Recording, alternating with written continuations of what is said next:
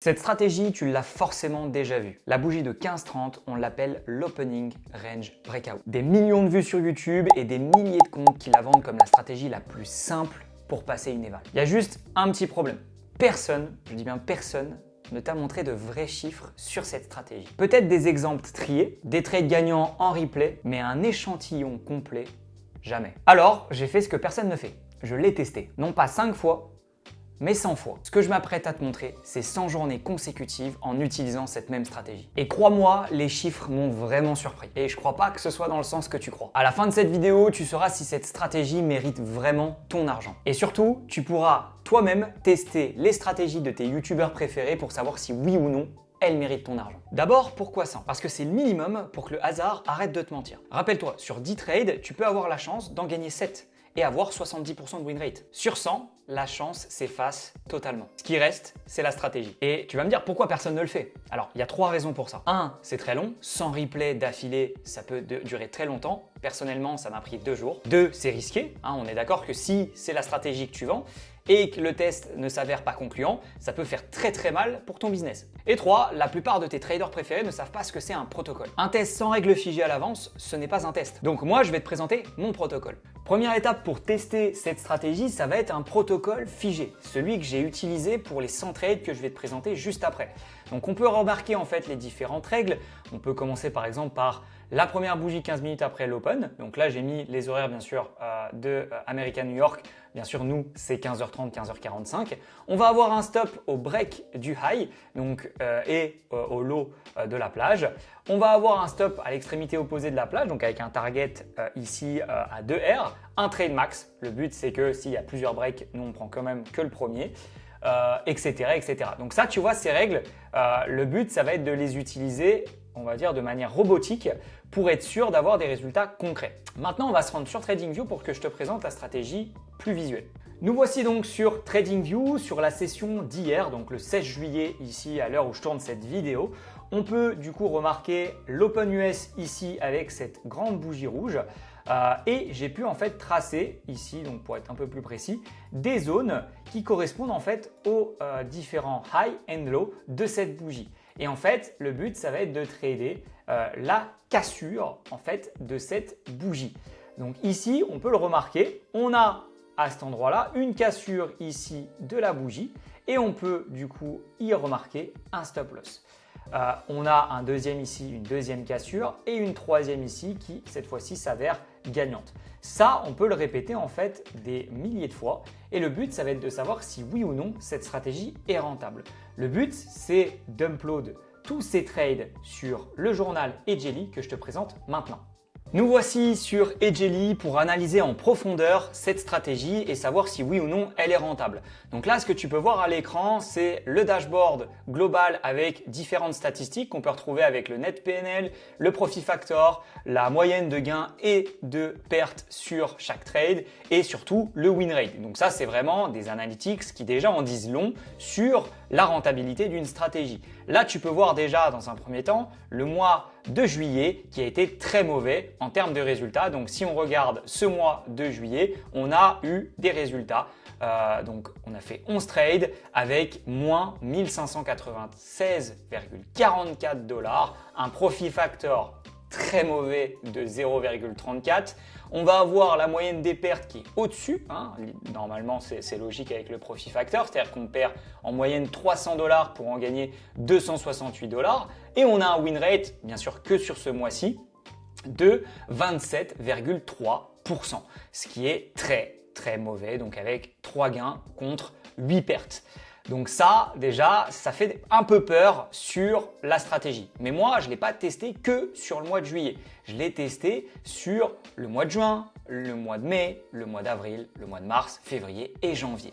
Et comme tu peux le voir, ici, sur le mois de janvier, on était rentable. On avait quand même quelque chose de plutôt intéressant. Donc si je regarde ici sur Edgely, on a fait plus 729,56 $ avec un win rate pas si mauvais que ça, on a quand même 54,5%, donc ce qui amène à dire que sur ce mois-ci, bien sûr, on a été rentable avec un profit factor qui arrive au niveau du 2 et on a quand même un gain qui a été réalisé.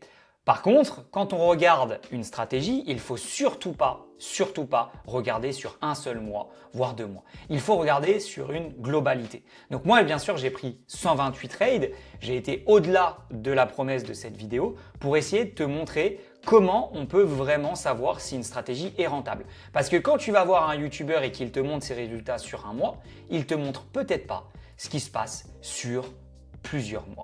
Et là, tu peux avoir les résultats de cette stratégie que tout le monde parle sur plusieurs mois. Donc là, on a 6 mois en tout avec un résultat de moins 3684,62$, un profit factor de 0,81, un win rate autour de 40%. Et à ce moment-là, tu commences à te demander si vraiment cette stratégie mérite ton temps et ton argent. Donc, comment on va pouvoir ensuite analyser plus en profondeur? Avec Edgely, tu as la possibilité d'aller dans les analytics juste ici pour voir en détail ce qui s'y passe. Donc, on peut retrouver plusieurs éléments. Donc, déjà des analytics qu'on a pu voir ensemble. On va avoir le ratio de Sharpe, le max drawdown, donc ici qui est de moins 3654,80$, l'espérance, donc la moyenne par trade. Donc, quand tu vois ça, je t'invite à fuir cette stratégie. On a le win rate ici. Et on retrouve des éléments qu'on a déjà vus. On va avoir d'autres analytics qui peuvent être très intéressantes pour toi. C'est si tu es meilleur sur les achats ou si cette stratégie est meilleure sur les shorts. Et là, on peut voir ici qu'on a 21% de win rate sur les achats. Donc c'est très mauvais. Alors pardon, c'est vrai que j'ai pas remis tout ici. Comme ça, on peut retrouver vraiment l'ensemble de la stratégie. Donc on peut voir ici 45% de win rate sur les achats contre 33% sur les shorts. Donc très clairement, cette stratégie est déjà un peu meilleure, si ce n'est encore pas rentable, mais un peu meilleure sur les achats. On peut retrouver la performance aussi par jour. On voit que le lundi, le mardi et le jeudi, on a une moyenne par trade qui est négative contre ici vendredi et mercredi qui sont en positif. Donc ça pourrait être peut-être une pattern qui pourrait nous permettre de dire peut-être que cette stratégie peut être rentable sur le mercredi et le vendredi. C'est vraiment très hasardeux à l'instant T, mais on a, grâce à cette analytics, quelque chose qui pourrait nous aider. Ici, on va avoir le rolling win rate, donc en fait, c'est notre win rate en fonction du coup des trades ici. Donc on peut voir qu'au départ, comme on l'a vu avec le mois de janvier, on avait quand même un très bon win rate. C'est, je pense, à ce moment-là que cette stratégie est sortie et a montré peut-être de très bons résultats. Sauf que quand on la trade au quotidien, eh bien, on n'est pas rentable. On peut du coup descendre un petit peu. On va avoir la durée du hold VS PNL. Donc là, on voit qu'on a de meilleurs, enfin pas de meilleurs, mais des trades qui durent plus de 4 heures. Donc c'est très long en plus. On a très peu de trades, tu vois, qui durent moins de 10 minutes. On va dire que la moyenne se trouve entre 10 minutes et 4 heures, mais on a quand même 46 trades qui sont au-delà de 4 heures. Donc c'est quand même assez gros. Late mat par heure ici, le PNL par trade, etc., etc. On va avoir ici la meilleure série de trades qui était de 7. Là, en ce moment, on a une série de victoires de 1. Très clairement, cette stratégie, je t'invite à la fuir rapidement parce que comme tu peux le voir sur les statistiques qui ne mentent pas, cette stratégie n'est loin d'être rentable. Maintenant, le plus important, c'est que ce protocole que je t'ai montré, il est réplicable sur toutes les stratégies que tu peux connaître. La stratégie qu'un YouTuber te vend, peut-être la tienne, celle de ton pote qui gagne à tous les coups, tu as 4 étapes. La première, fiche tes règles par écrit. Le but, c'est que tu fasses un replay sur au moins 100 trades. Tu logs tout sur Edgely et lis ces 3 chiffres fondamentaux. Le profit factor, l'espérance et le max drawdown. Et je vais te dire concrètement ce qui va se passer. 9 stratégies sur 10 ne survivent pas à ce test. Ce n'est pas grave. Ce qui est grave ici, c'est de mettre de l'argent sur une stratégie qui n'est pas du tout rentable. Moi, tous mes trades, que ce soit les tests ou les vrais trades, sont log obligatoirement sur Edgely. C'est le journal numéro 1 qu'on a construit pour les propres traders français qui souhaitent enfin découvrir les vrais stats de leur trading. Il te sort en quelques secondes tout ce que tu as besoin de savoir sur une stratégie pour éviter de perdre de l'argent et du temps. Et en plus de ça, avec le lien dans la description, tu peux créer ton compte gratuitement et commencer. Pour la prochaine vidéo, je t'invite à me dire dans les commentaires si tu veux que je teste une stratégie en particulier et qu'on l'analyse ensemble sur une vidéo. Et bien sûr, la plus demandée aura gagné pour la prochaine. Je te dis à la prochaine vidéo et prends soin de toi. Ciao!